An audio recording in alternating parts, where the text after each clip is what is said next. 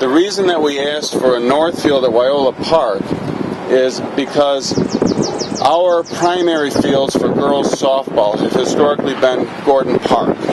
And last year with Gordon Park, as everyone I think in the community is aware, there's litigation ongoing with the Gordon Park situation.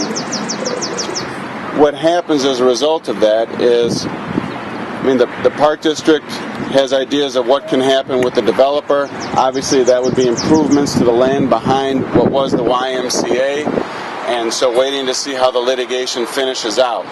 So the fields at Gordon Park, when it rains, we can lose those fields for play for 5 days. And so we have about 650 boys in our program and 200 girls in our program. I have 4 sons, but I'm very empathetic with the girls' situation. And my request for a north field at Waiola Park was to pull some of the girls' play out of Gordon until those fields hopefully someday will be improved in conjunction with some development of Gordon Park, or a decision that it's not going to be developed, and then appropriate funds can be done for what the Park District plans to do with those fields in terms of upgrades. So my request for a north field here was to pull the girls out of Gordon some because of just how saturated those fields get. Put them over to Spring Avenue School, which lets us use their skin infields. Girls softball generally doesn't use a grass infield. It's just the dirt. It's called a skin infield.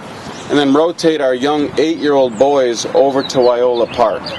And we would have the south field and then the north field for the 8-year-old boys baseball. And it would, again, like the field that's here now and the fields at Gilbert, just be footprints for the bases. And it was understood from the permission that was granted by the Park District, it's only temporary. This is not a permanent field. We didn't ask for a permanent field. It's just until something happens with Gordon, a decision is made, and so there's some finality to that situation. So that was what generated my request, the condition of Gordon, and plus in the last 5 years, our enrollment in Little League has gone up about 200 players, from 650 to 870 this year. So we're really booming. We put in the lights last year over at Sedgwick Park. With Park District, improved Gilbert and improved Waiola. So we're really trying to be good community members and make this something that's interesting for the kids. We switched our schedule so we don't play on Sundays.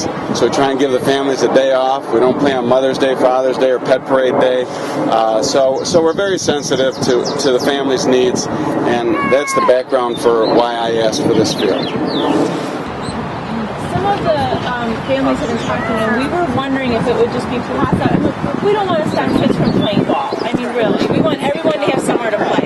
But we were just wondering, because the way that it's situated now is it really does break up the park. We play in this park with our kids nearly every day, and the main part of the park we play on in the grass is this width right here. And if there are the mounds and the fence, pardon me if I don't know the right terminology, but the fencing and all that, it really is almost dead set. It is kind of in the middle of the park.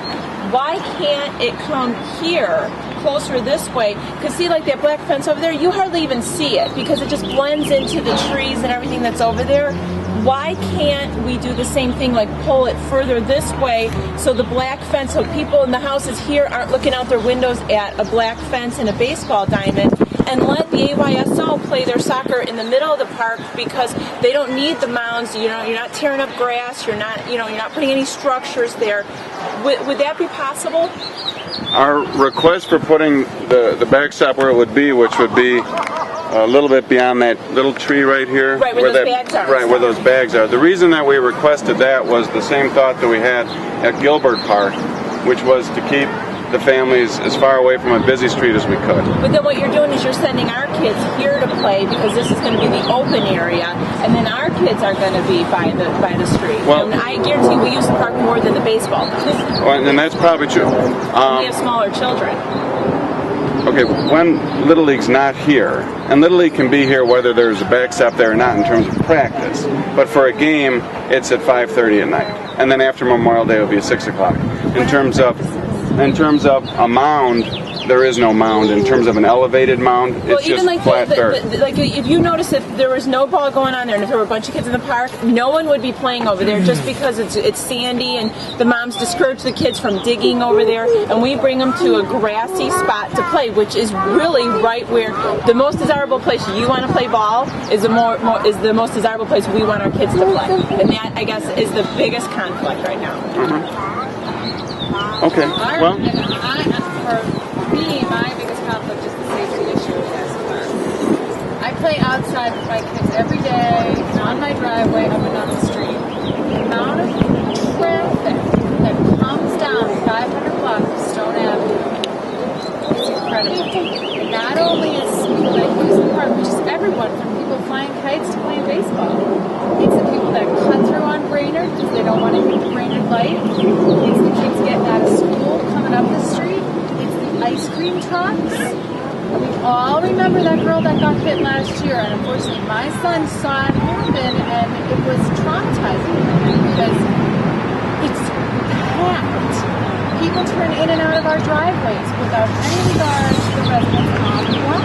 And I just feel like something needs to be done about being more aware of you can't get up and down these streets. There's going to be how many more families playing at this park? How many cars is that? That's added to the constant traffic from literally 3:45 till 7:30 at night. I mean, I park my car at the end of the driveway to block off people turning in and out of my driveway because the amount of times people have turned in and don't even look for my kids, so it's, to me, it has a lot to do with safety. And I don't know if we need to make sure that everyone knows who's playing ball here, that you have to regard the safety issues, or we get the police to quit the ice cream trucks for a while. I don't know what the answer is. We're parking on just one side of the street as opposed to both sides. We have student drivers too who are trying to pull out of a driveway, and you're trying to teach them to drive. And God, I have a fear every day that my 16-year-old could hit a child. It's very frightening. I will tell you, as president of Little League, I wish the ice cream truck would come nowhere near these kids. And I agree with you. I don't like them in my neighborhood. Right. So putting the benches, again, right next to where kids run back to their cars to get their mitts or run across to see their friends, they don't look. And that little girl was just one of so many I've seen that could have been a lot worse. So there needs to be... We have. Not right here, but certainly within a mile here. Right. Safety is huge. What if they do park only on one side and not park on the housing side? I mean, in this block, signs for that. Well, that's something that the village would have to do.